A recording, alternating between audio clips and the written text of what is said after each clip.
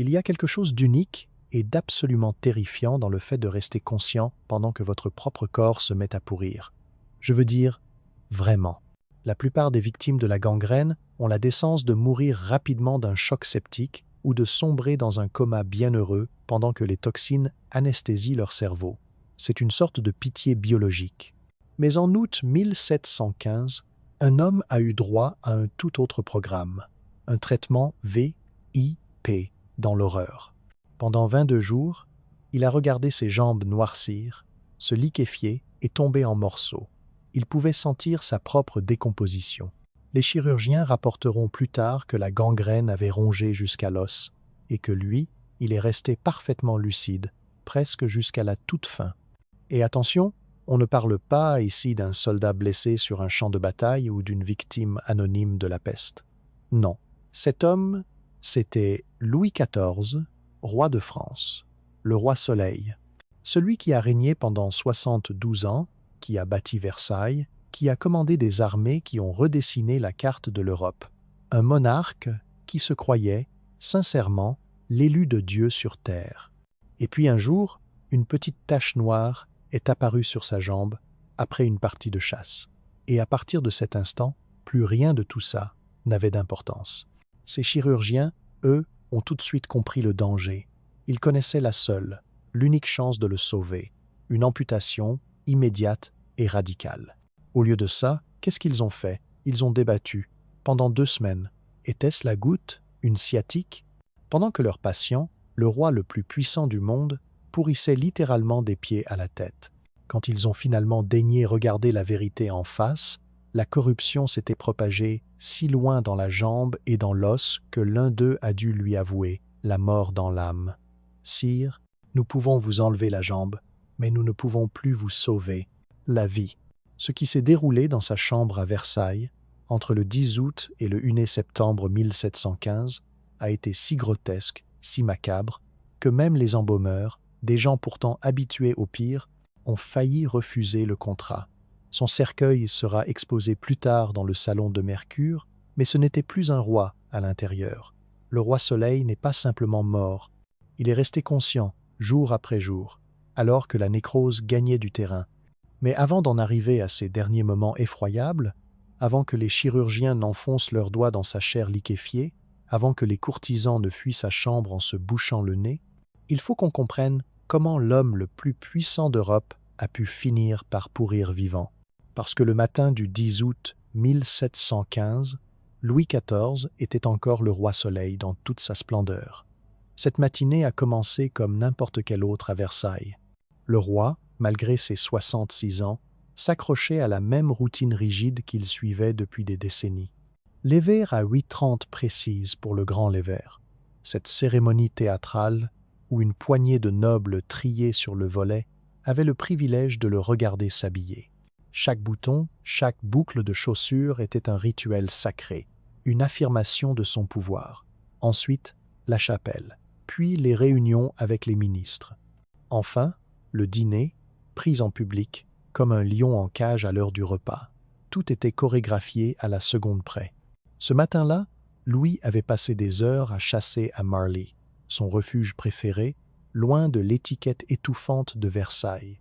Il avait chevauché pendant des heures dans les mêmes forêts où il chassait depuis son enfance, lui qui était devenu roi à 5 ans.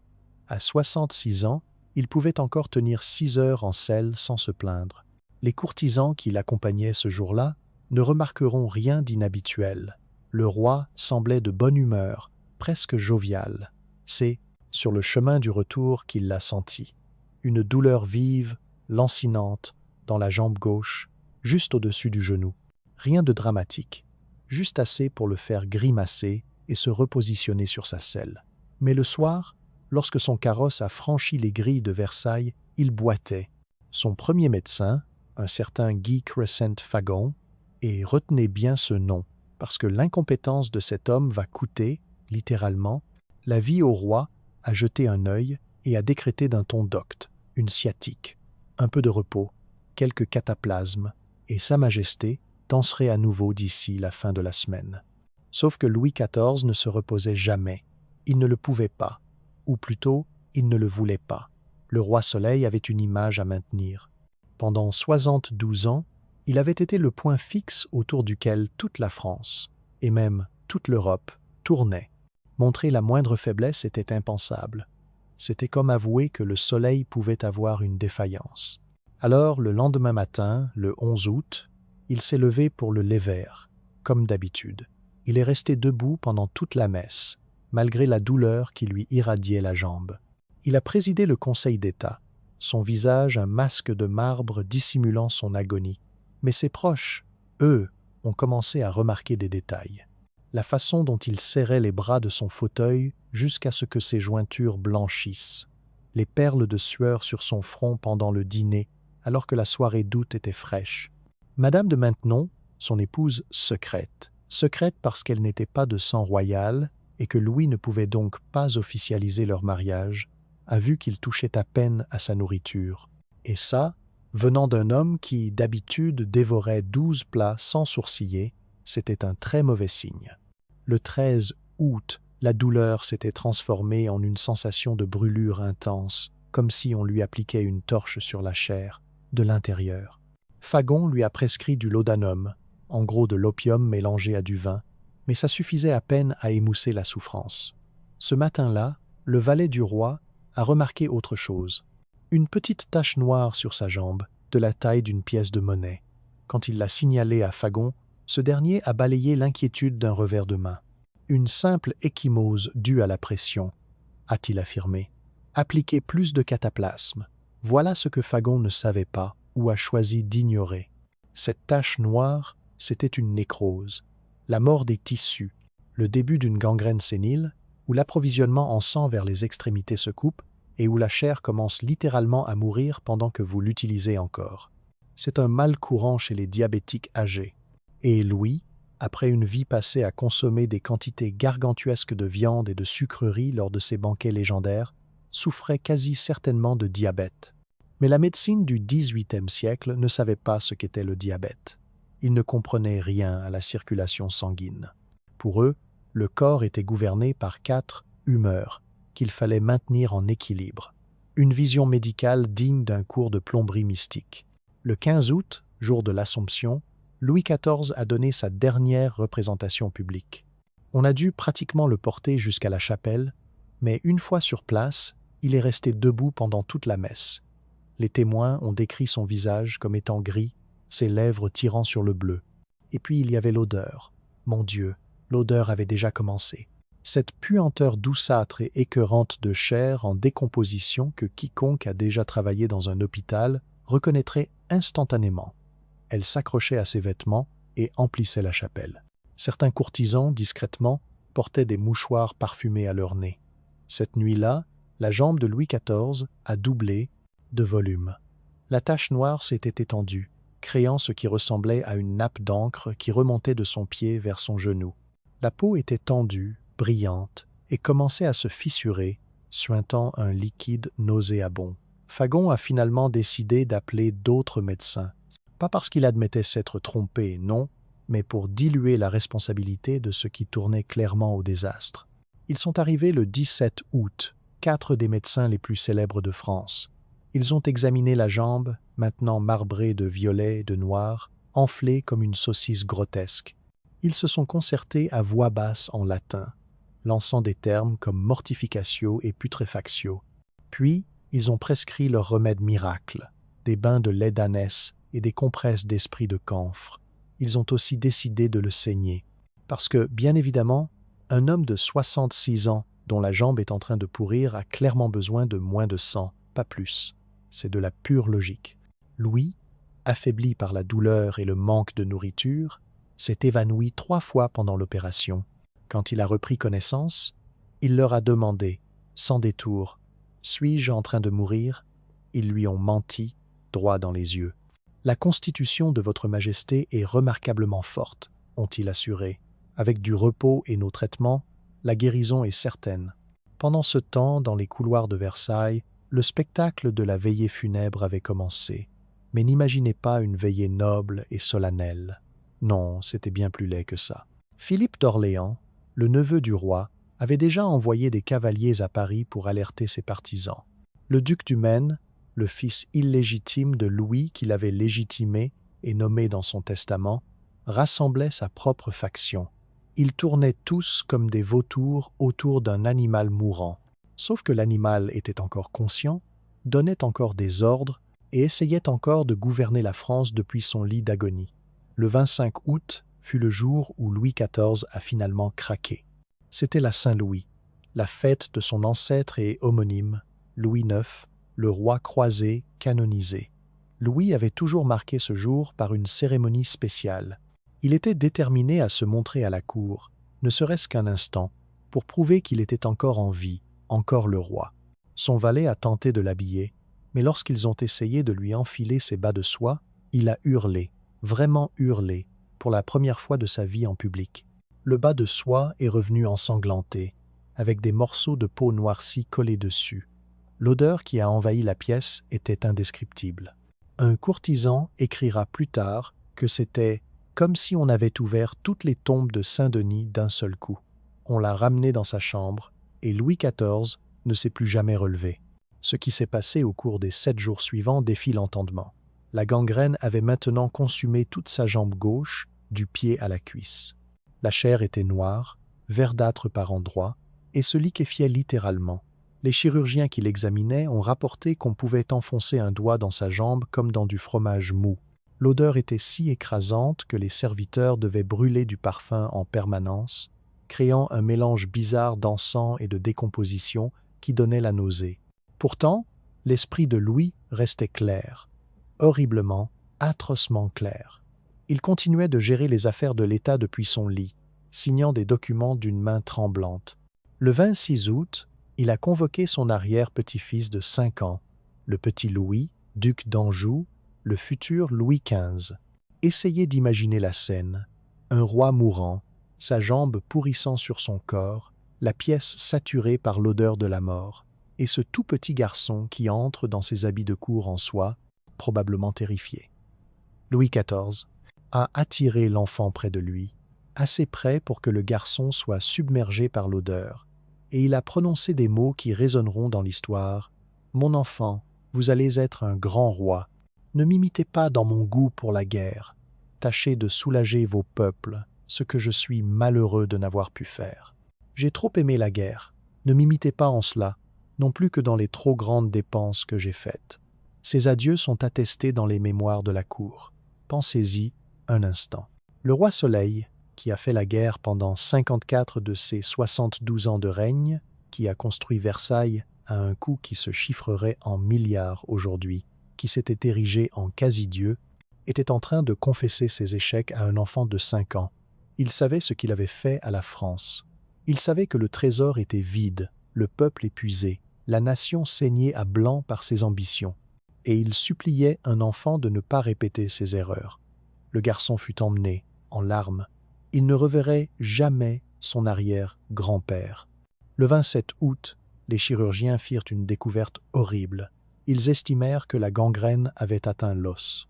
Louis regarda sa propre jambe décomposée et dit, avec cet humour noir qui n'appartient qu'à ceux qui font face à la mort, « Messieurs, il me semble que je tombe en morceaux avant l'heure. » Un chirurgien, un homme nommé Maréchal, eut enfin le courage de dire la vérité. Il prit la main du roi et lui dit « Sire, nous pourrions amputer la jambe, mais cela ne vous achèterait que quelques jours, peut être quelques heures. La corruption s'est trop étendue. Votre Majesté devrait faire ses préparatifs. » Louis refusa l'amputation. « Si je dois mourir de toute façon, je préfère garder tous mes membres. » Il hocha la tête. Il savait, bien sûr. Comment aurait-il pu l'ignorer? Il voyait sa jambe pourrir, il sentait sa propre décomposition, mais l'entendre confirmer sembla lui apporter une étrange paix.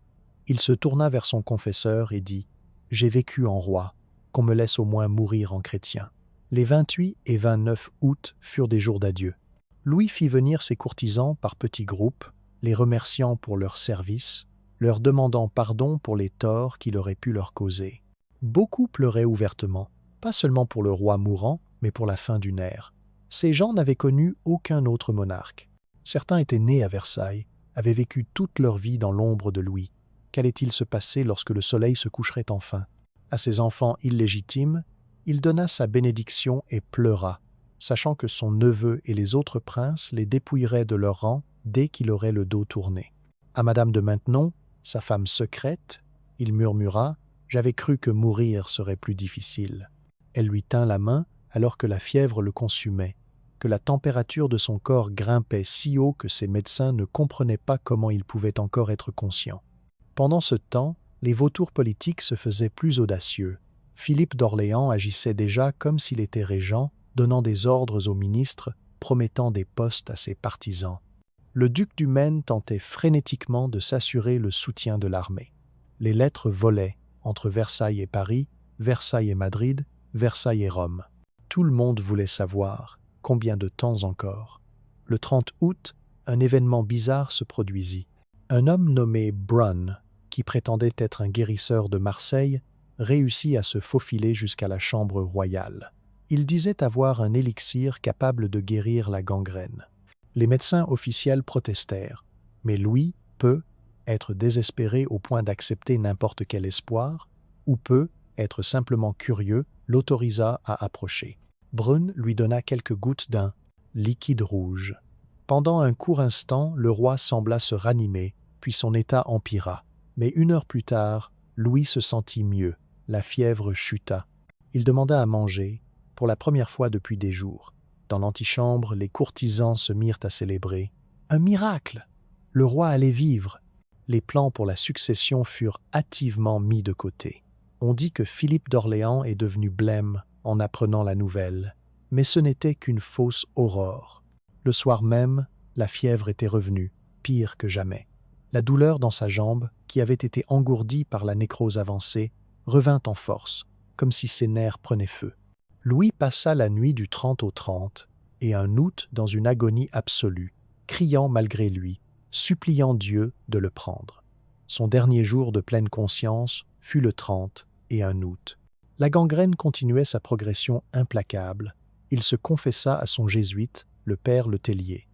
Les derniers sacrements lui furent administrés par le cardinal de Roanne. Puis il fit quelque chose d'extraordinaire.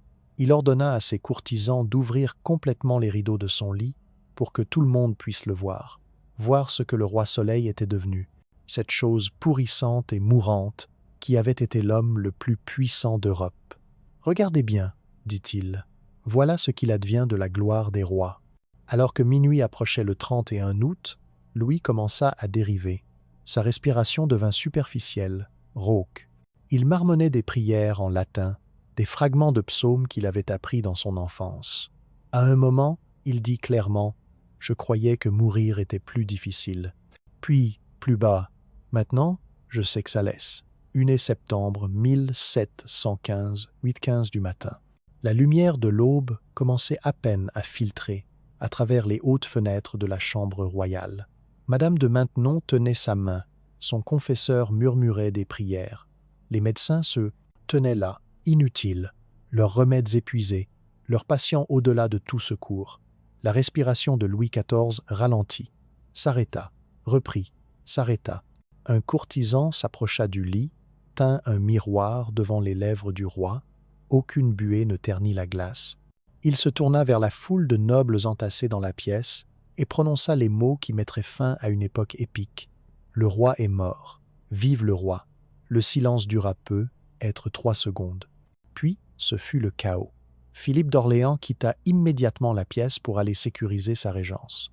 Le duc du Maine tenta de le suivre, mais trouva son chemin bloqué par les gardes d'Orléans. Le coup d'État était déjà en marche.